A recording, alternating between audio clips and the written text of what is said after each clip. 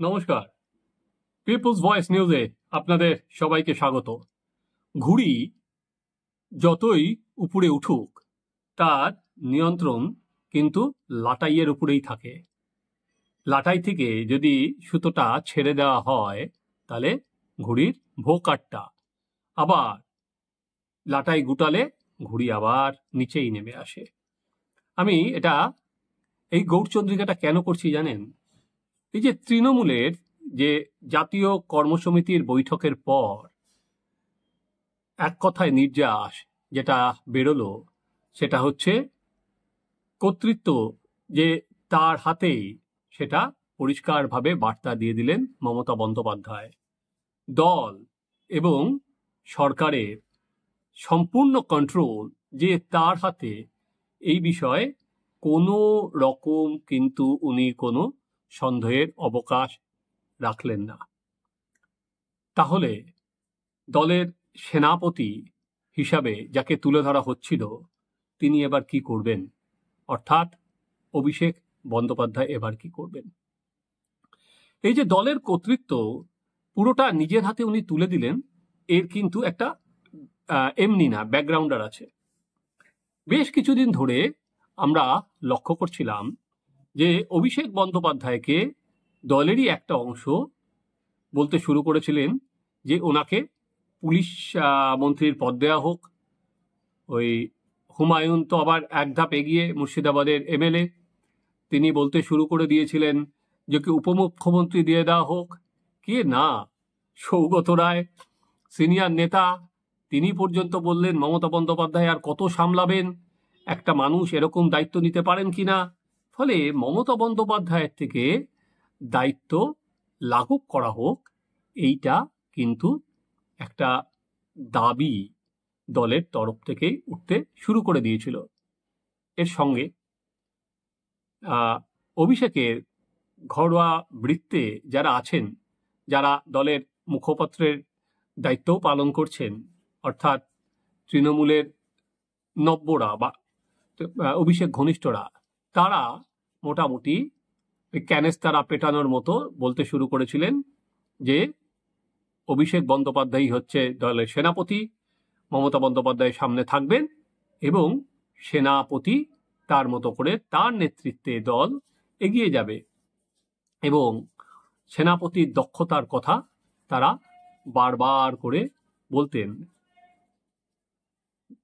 যে কর্মসমিতির বৈঠকটা তৃণমূলের হলো, তাতে যেটা দেয়া হলো অভিষেক ব্যানার্জিকে দিল্লির দায়িত্ব, অর্থাৎ পশ্চিমবঙ্গ নয়, ওনাকে দিল্লির দায়িত্ব দিয়ে দেওয়া হলো। যেহেতু উনি দলের সর্বভারতীয় সাধারণ সম্পাদক, তাই ওনার ওপর দিল্লির দায়িত্ব ন্যস্ত করা হলো। আমাদের আলোচনা, চলুন আমরা এখান থেকেই আজকে শুরু করি। এই ঘটনা তো আপনারা সবাই জানেন যে একমাত্র ভরকেন্দ্র মমতা বন্দ্যোপাধ্যায়, তিনি সেটা স্পষ্ট করে দিয়েছেন। তিনি যে নতুন নানা ধরনের কমিটি হলো, ডিসিপ্লিনারি কমিটি থেকে শুরু করে সেখানে যারা সিনিয়র আছেন তাদের উনি তুলে এনেছেন, এবং যারা অভিষেকের এই যে তুলে আনা বা মুখ্যমন্ত্রী যে পুলিশ সামলাতে পারছেন না, এটা নিয়ে যিনি সব থেকে বেশি সরব হয়েছিলেন কল্যাণ বন্দ্যোপাধ্যায়, এবং যিনি ওপেনলি যারা মুখ্যমন্ত্রীর সমালোচনা করেছেন তাদের দল ছাড়ার কথা বলেছিলেন, সেই কল্যাণকেও কিন্তু উনি জাতীয় কর্মসমিতির মেম্বার করে দিয়েছেন। অর্থাৎ মুখ্যমন্ত্রী স্পষ্ট করে দিয়েছেন। এবার আসুন আমরা আলোচনা করি অভিষেক কি করবেন। দীর্ঘদিন ধরেই তৃণমূল কংগ্রেস বা অন্য বিরোধী শিবিরে একটা চর্চা আছে। সেই চর্চাটা হচ্ছে যে অভিষেক বন্দ্যোপাধ্যায় কি আরেকটা অজিত পাওয়ার হবেন? যে আমরা কি দেখেছিলাম যে অজিত পাওয়ার গত এই যে বিধানসভার ভোট হলো তার আগের বিধানসভায়, সেখানে শরদ পাওয়ারের দল পুরো আড়াআড়ি ভেঙে দিয়েছিলেন। এবারের 2024-এ যে বিধানসভা নির্বাচন মহারাষ্ট্রে হয়ে গেল, সেখানে কিন্তু দেখা গেল বারামতিতে অজিত পাওয়ার তার কর্তৃত্ব বজায় রেখেছেন এবং তারাই প্রকৃত এনসিপি হিসাবে উঠে এসেছেন। অর্থাৎ কাকা আর এই ভাইপোর লড়াইতে আপাতত কিন্তু ভাইপো জয়ী মহারাষ্ট্রের মাটিতে। তো অভিষেক কি করবেন? আপনাদের এই প্রসঙ্গে আপনাকে কিছুদিন আমি পিছনে নিয়ে যেতে চাই। কেন বলছি? ঠিক এরকমই একটা ঘটনা বিজেপি, আবার এখন কি কমিটির মিটিং ছিল তৃণমূলের সেটা ঠিক মনে না পড়লেও, কিন্তু তারপরে সাংবাদিক সম্মেলনটা যেমন এবার করেছে হচ্ছে চন্দ্রিমা ভট্টাচার্য, সেবার করেছিলেন হচ্ছে পার্থ চট্টোপাধ্যায়। সেবার অভিষেক বন্দ্যোপাধ্যায়কে কিন্তু তার পদ থেকেও সরিয়ে দেওয়া হয়েছিল। অর্থাৎ উনি অল ইন্ডিয়া যে সাধারণ সম্পাদকের দায়িত্ব ছিলেন সেখান থেকেও তাকে সরিয়ে দেওয়া হয়েছিল, এবং সেই প্রেস কনফারেন্সটা করেছিলেন এখন যিনি জেলে আছেন তৃণমূলের মহাসচিব পার্থ চট্টোপাধ্যায়। তারপর আমরা দেখলাম যে অভিষেক নিজেকে গুটিয়ে ফেলেছিলেন এবং বলেছিলেন ডায়মন্ড হারবারের বাইরে উনি যাবেন না। এমনকি একথাও উনি বলেছিলেন দল যদি ওনাকে প্রচারে লাগাতে চায় তাহলেই উনি প্রচারে যাবেন। তারপর গঙ্গা দিয়ে অনেক জল বয়ে গেছে। অভিষেক বন্দ্যোপাধ্যায় কিছুদিন গোসাঘরে ছিলেন, তারপর আমরা আবার দেখলাম যে আবার উনি সাধারণ সম্পাদকের পদে ফিরে এলেন। আবার তিনি তার মতো করে দল পরিচালনা করতে লাগলেন, তিনি তার মতো করে পরামর্শ দিতে লাগলেন। কিন্তু দলে তার পরামর্শের সঙ্গেও অন্যতম আরেকজনের পরামর্শ যথেষ্ট গুরুত্বর সঙ্গে দল নিতে শুরু করলো, সেটা হচ্ছে রাজ্য সভাপতি সুব্রত বক্সী। অর্থাৎ আইপ্যাক যা পরামর্শ দিচ্ছে সেটার ভিত্তিতে দল যে চূড়ান্ত সিদ্ধান্ত নেবে তা নয়। এরপর এই সমস্ত সম্মিলিত সিদ্ধান্ত অভিষেক বন্দ্যোপাধ্যায় এবং সুব্রত বক্সী নেওয়ার পর সেটা দলের সুপ্রিমোর কাছে যাবে এবং তিনি তার মতো করে সিদ্ধান্ত নেবেন। এটাই শেষ কথা। দলের যারা অভিষেক ঘনিষ্ঠ বৃত্তে আছেন তারা হয়তো হাওয়াটা বুঝতে পারেননি, কিন্তু তাদের হাওয়াটা বোঝা উচিত ছিল। আমি কেন বলছি? অভিষেক বন্দ্যোপাধ্যায়ের অফিস থেকে ফিরহাদ হাকিমের ওএসডির বিরুদ্ধে সরাসরি থানায় অভিযোগ করা হলো, এবং অভিযোগটা কিন্তু যথেষ্ট গুরুতর। কেন গুরুতর? কারণ অভিষেক বন্দ্যোপাধ্যায়ের নাম করে ফিরহাদ হাকিমের যিনি ওএসডি তিনি টাকা তুলছেন, সেই অভিযোগটা কিন্তু করা হয়েছিল। তারপর আমরা দেখলাম যে ফিরহাদ হাকিম কি বললেন যে ওনাকে কেন জানানো হলো না। অর্থাৎ অভিষেক বন্দ্যোপাধ্যায়ের বিরুদ্ধে নাম করে টাকা তোলা হচ্ছে, কিন্তু সেটা জানাতে হবে ওনাকে, ও ফিরহাদ হাকিমকে, যেহেতু তার ওএসডি। এটা আইনের ব্যাপার না, অ্যাজ ইফ দলীয় শৃঙ্খলার ব্যাপার। এবার তারপর শোনা যায় তিনি নাকি মুখ্যমন্ত্রীকে বলেছেন আর কি পদত্যাগ করব বা অন্য জিনিস খোলসা হবে, তাই ওনার বিরুদ্ধে বা ওনার ওএসডির বিরুদ্ধে কোনো তদন্ত তো এগোলোই না।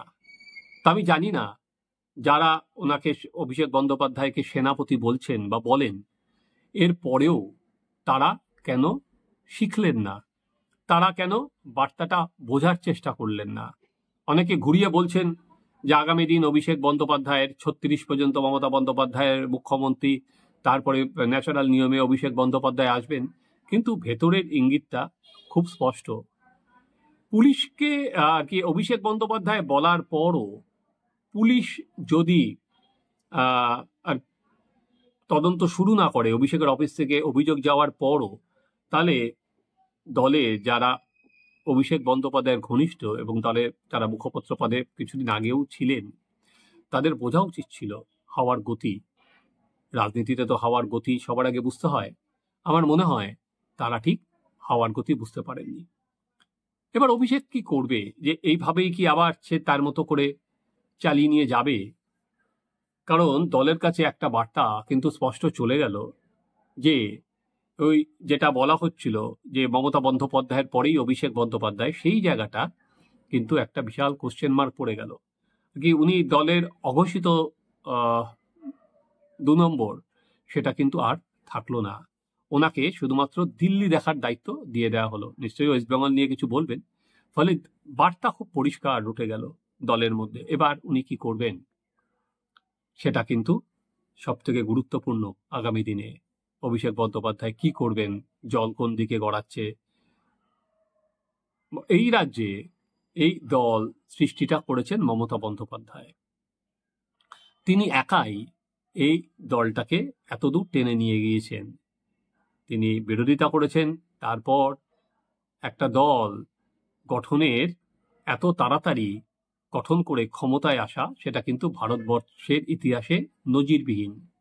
এবং মমতা বন্দ্যোপাধ্যায় নিজেই যেহেতু দলটা তৈরি করেছেন, এখনো দলের খুঁটি নাটি প্রতিটা বিষয়ে কিন্তু উনি নিজে থেকে তদারকি করেন। তিনি নিজেই অনেকটা জায়গা অভিষেক বন্দ্যোপাধ্যায়কে ছেড়ে দিয়েছিলেন, সেই যুবা করে তুলে এনেছিলেন যুবা খুলে। কিন্তু সবকটাই আবার বলেছি নির্দিষ্ট লক্ষণ রেখার মধ্যে, নির্দিষ্ট গণ্ডির মধ্যে। কেউ যদি তার গণ্ডি ছাড়িয়ে যায় মমতা বন্দ্যোপাধ্যায়ের চোখে, তাহলে কিন্তু সেখানে তিনি রাশ টেনে ধরেন। অভিষেক বন্দ্যোপাধ্যায়কে এখন দলে থাকতে হলে আর 5 জনের মতো সমানভাবে থাকতে হবে, আর অন্য নেতারা যেমন আছেন। এবং দলের যারা এতদিন ধরে অভিষেক বন্দ্যোপাধ্যায়কে উপমুখ্যমন্ত্রী করতে হবে, অভিষেক বন্দ্যোপাধ্যায়কে পুলিশ মন্ত্রী করতে হবে, তারা কিন্তু স্পষ্ট বার্তা পেয়ে গেছেন। এবার তারা কি বলবেন, বা দলের যারা মুখপত্র, যে সেনাপতি সেনাপতি বলে চিৎকার করছিলেন, তারাই কি বলবেন, এটা কিন্তু আমরা আগামী দিনে নজর রাখবো। এবং অভিষেক কি করবেন, অভিষেক মোটামুটি নিজের একটা বৃত্ত তৈরি করে ফেলেছিলেন, কি সংবাদপত্র কি অ্যাডমিনিস্ট্রেশন, তার মতো করে একটা চলছিল। অভিষেক ঘনিষ্ঠ এক আইনজীবীর তো সংবাদপত্রও আছে সেখানে। এবার আগামী স্টেপ কি হবে অভিষেক বন্দ্যোপাধ্যায়ের, চলুন আমরা সেটার দিকে নজর রাখি। রাজনীতির হাওয়া কখন যে কোন দিকে যায় আগে থেকে কিচ্ছুটি বলা যায় না। আপনারা দেখতে থাকুন আমাদের চ্যানেল সাবস্ক্রাইব করুন, আপনাদের মতামত জানান।